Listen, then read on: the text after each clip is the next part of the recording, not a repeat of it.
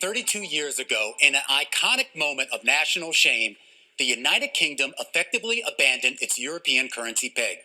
A decision made in the face of worsening inflation, increasing budget deficits, and a relentless attack by currency traders.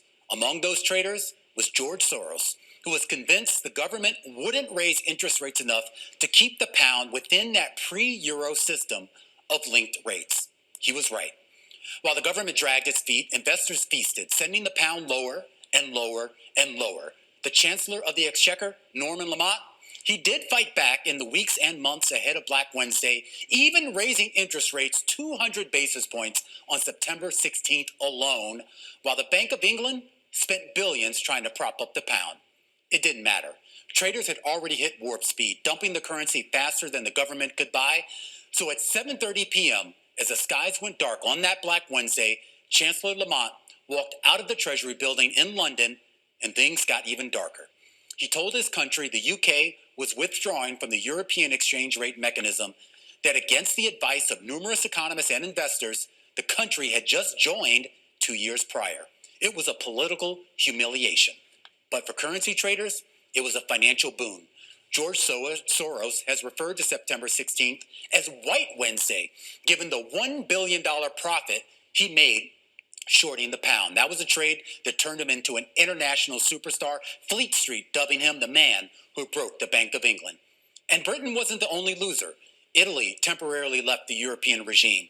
Currencies in Spain, Italy, and Portugal also were devalued, and even decades of UK monetary policy were killed off when 5 years later, newly named Chancellor Gordon Brown stunned investors by ceding his department's historic authority for setting interest rates to a 9-member monetary policy committee. Neil Kimberley, a senior trader over at Bank of Nova Scotia at the time, later told Bloomberg it was chaos, joking but not joking, that some FX and rates fund managers hit their full-year annual return target between 5 o'clock and 5:30 on that September 16th, 1992. Either whistleblowers or somebody coming forward with any kind of documentation that there's been any move afoot inside TikTok, inside the United States of TikTok, inside ByteDance in China, where there was somebody who said, you know what, change the algorithm, adjust the algorithm, move the algorithm, do something to the algorithm that has anything to do with these topics whatsoever. Do you know of any piece of material, physical anything, that actually shows that? Yeah, I do actually. Okay. Andrew, I'd ask you to shift your focus just a little bit. No, don't shift my focus. Just go straight to that question. You said you do, so what is it? We see big tech operating on the same set of principles, scraping individuals' data, aggregating it, and applying algorithms to it. And we have evidence every day of the influence that has and the power that has. I'm not asking about I get that. What I'm asking you is whether there was actually a material human being inside one of these companies where there's actual documentation that shows not what the outcome was. I recognize the outcome issue, but I think there's sort of an interesting question about that, given actually what people find, unfortunately, more engaging. And I think that there's a larger issue about how that engagement works. It may very well be, by the way, that YouTube and Instagram are being much more, let's say, responsible, frankly, with their algorithms insofar as they're actually depressing some of the kinds of material that you're talking about. Now, I'm not sure that they are, quite frankly, but I think we're on the right issue now, which is that all of the way this technology has evolved. Hold on, I just want to go back. You said you had documentation of what I said, which was that there's actual documentation of people who are pressing the buttons physically. I'm sorry, but I didn't say that. What I said is that there is evidence. Look around us every day where we are falling apart societally. Kids are being harmed. This is not limited to TikTok. Let's be very, very clear on that. The difference with TikTok is that this information is in the hands of let's call it an adversary, at least an adversary when it comes to political ideology. They don't want to see democracy thrive. They want to see their form of government thrive. Centralized technology, Andrew, that is surveilling us and knows everything about each of us is incredibly powerful weapon. Welcome to the Crypto Teacher. And you know I come back with that video just to make you think. Don't forget to like and subscribe to the channel. And make sure you join the Patrons. If you're not a part of the Patrons, make sure you're hitting the Cash App. And guys, make sure you go like and follow the TikTok. And we have Soros 32 years ago shorting a pound and making $1 billion. But guys, remember, it wasn't just Soros. It was Drunken Miller. And we know who's behind those two guys. That's right, the central banks. And the same thing is going to happen over these next couple of years. The United States dollar is going to lose that world reserve currency, not going anywhere, but definitely is going to lose that power. So therefore, we can go to a level playing field, and we're going to have the rise of China and that digital yuan with that Belt and Road. And remember, the crypto teacher told you. Now we have the TikTok movie continues. Now they're in court. And CNBC really asked about the algorithm. Guys, we know all these social media algorithms are horrible. And they all have the same agenda, to distract the sheep. And unfortunately, the kids are a part of that.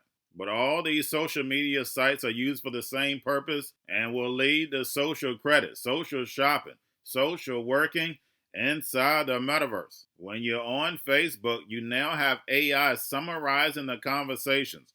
Now, if you're part of the alphabet boys, you don't need to look through all these conversations. The only thing you have to do is type in what they want. It's unbelievable. And of course, those who are on social media have no clue of what's going on, because you can clearly see a lot of them telling on themselves. But TikTok will definitely be sold or banned. If you go to these other countries, a lot of our social media sites are not even allowed. And TikTok was allowed this long, so therefore they can push agendas and collect data. And remember, the crypto teacher told you. And we had Trump on Twitter speaking about the power of Bitcoin and crypto. It was supposed to be about this DeFi project, but of course they used it as more of a promotion. So of course I clicked off. I don't have time to waste my time. But once I get information, I'll put it in the Patreon. But Trump also talked about the assassination attempt, and then we also see the suspect in a commercial, in a Kiev commercial back in 2022. Guys, you can't make this stuff up. Remember, your life is an illusion, and TV is your reality. And I put that in the Patreon. Also, we have the Speaker of the House, Mike Johnson, that's happened to be on his way to Trump, even though Trump was on the golf course and he was only at the fifth hole. I have so many questions. But guys, once we get this new president, a government shutdown is coming. And remember, the crypto teacher told you, because he knows. When it comes to the NWO, it's all planned out. You have a wonderful day. My wife Kelly and I were on the way to Mar-a-Lago when the shooting occurred, and so we were delayed a little bit because they shut down all the traffic, but then we arrived there about the time that President Trump did. We spent about 3 hours with him. He was in very good spirits, as you might expect. That's who he is. He's so resilient, and we were really grateful to see him.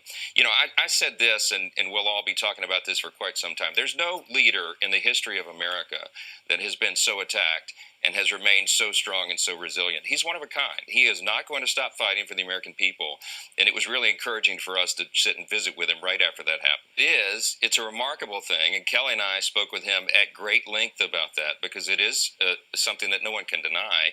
God has spared his life twice now. And I told him that it reminded me of the bulletproof George Washington, our first president, who evaded being shot when he was an Army colonel, the famous incident in the French and Indian War, where they all took shots at him and bullet holes went through his jacket and it didn't take him down. That event took place, ironically, less than 50 miles from where President Trump was shot on the stage at Butler, Pennsylvania. These things aren't accidents. It's not luck. I believe it's providence, and we talked about that. It's a remarkable thing. It would move any man's heart. I think it's moved the president's, and it's just something he's processing right now. I saw him compliment online yesterday the Secret Service that are protecting him now. I got a briefing from the acting director of the Secret Service, Ron Rowe, within 90 minutes of the event. I was actually sitting with President Trump when he called. We listened to that in detail, and what I understand happened is that those agents that were with him yesterday, saw that barrel of that gun between the bushes on a golf course. I mean, that's a difficult thing to spot. Right. Thankfully they did, but unlike in Butler, they did not pause. They immediately pulled their weapons and fired. I think that's why this guy, the suspect, the shooter, threw the gun in the bushes and ran. Had they not been there, had they not acted so quickly and so decisively, we might be having a different conversation today. President Trump needs the most coverage of anyone. He's the most attacked. He's the most threatened, even probably more than when he was in the Oval Office. So we are demanding in the House that he have every asset available, and we will make more available if necessary. I don't think it's a funding issue. I think it's a manpower. And they say, well, Trump could overcome that. But down ballot's going to pay the price. You got 30 seats up for contention. We watched Congressman Gonzalez over the weekend or last weekend come out and say, I think we're going to lose the House. Where is the race?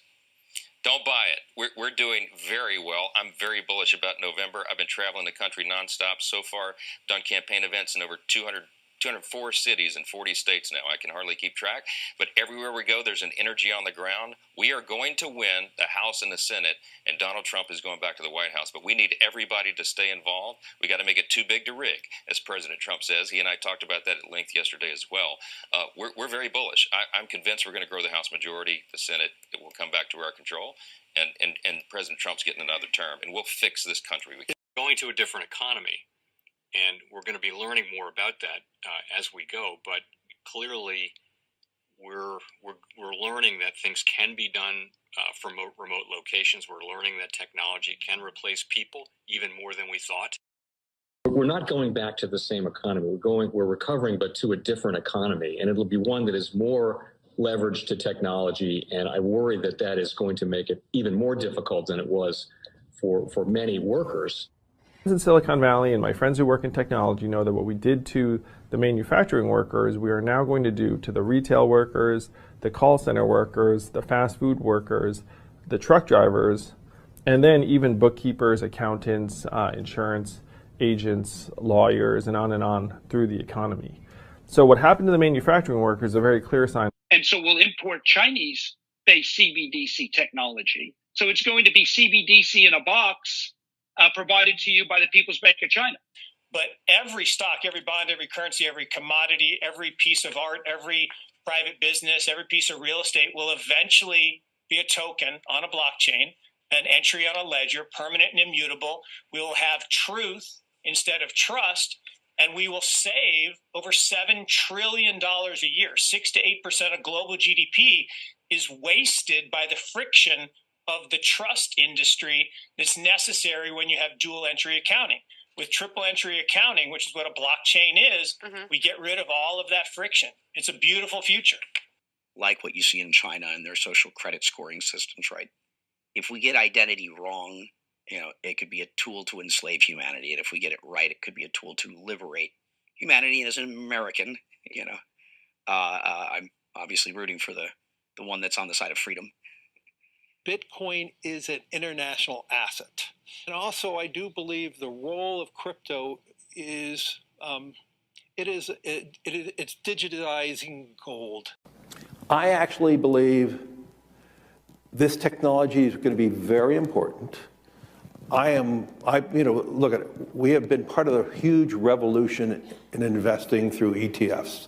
We believe that ETFs will be changing the whole way we invest. Many people still use it as a means, people are investing it for indexing. No, the majority of people who are putting money in in ETFs are active investors that are buying exposure. The entire bond market is being transformed as we talk right now. I believe the next generation for markets, the next generation for securities will be tokenization of securities. And if we can have that distributed ledger that we know every beneficial owner, every beneficial seller, we all have our code of who's buying, who's selling, instantaneous settlement. And think about it, it changes the whole ecosystem. Chinese bank ICBC has been hit by a ransomware attack, and the U.S. Treasury market, as a result of that, has been disrupted. This, according to the Financial Times. We're getting it more right now with Bloomberg's Shonali Bassick. Shonali, what do we know? Listen, we have the Financial Times now reporting that ICBC, one of China's largest banks here, was hit with a ransomware attack. And remember, they're a very significant intermediary in the Treasury market. The SIFMA has told its members that this has been part of the reason here that the system is kind of clogged up, if you will, during that auction that we saw a little bit before. The attack had prevented ICBC, according to the Financial Times, from settling Treasury trades on behalf of other market participants. A large executive at a major bank also telling the paper that such a large party on the fixed income clearing corp creates major concerns, potentially impacting the liquidity of Treasury markets. Now, it was not just a poor auction. It was absolutely lousy. And you know, when the dealers have to step in to save a Treasury auction, that's a rare occurrence. And Cryptoteacher and the New World Order book, plus the 3 kids books. It's time to re-educate. Also, new to cryptos, Coinbase, Bitrue, Binance. Do not forget book links and crypto links are in the description. The stock channel, guys. Don't forget to go like, subscribe, spread everywhere. You have your Kobo, your chip stocks, your banking, your gaming. While everybody's sitting at home, get on stocks, the Seaver, the biotech stocks. And while everybody's at home wishing they were still getting that free money, what are they doing? Drinking and smoking weed. Don't forget about those stocks, and you have a wonderful day. The most powerful person in the world is the storyteller. The storyteller sets the vision, values, and agenda of an entire generation to come. Steve Jobs. And guys, you know I truly believe in this. When you look at the New World Order, they're the storytellers. And that's the reason why I wrote my New World Order book. But guys, now it's time to change the current generation. And I wrote 3 kids books. You know I love the Trinity because I understand the power that's in it. So I have 3 books. We have an opportunity to change the generation, to educate, not just me, but I want to show you that I take action on a daily basis. And I want you to take action on a daily basis. Whether it's your job, whether it's in your community, we have an opportunity right now to educate the masses. I posted this on my Twitter account. Please share, but this is a short clip of the 3 books. There's going to be a clothing line and action figures. Please get these books for your kids, nephews, cousins, friends, so therefore we can start the re-education now. Because as we see, the 4th Industrial Revolution foundation is definitely here. Robots, algorithms, drones, taking humanity out the picture. We have to re-educate. But let's get into the video. Part 1. King Joshua and Grandma Tam save the village. Part 2. King Joshua and Grandma Tam save New York from COVID-33. Part 3. King Joshua and Grandma Tam goes to China. It's mandatory to get part 1, part 2, and part 3 of this series. It's time to re-educate Generation Z.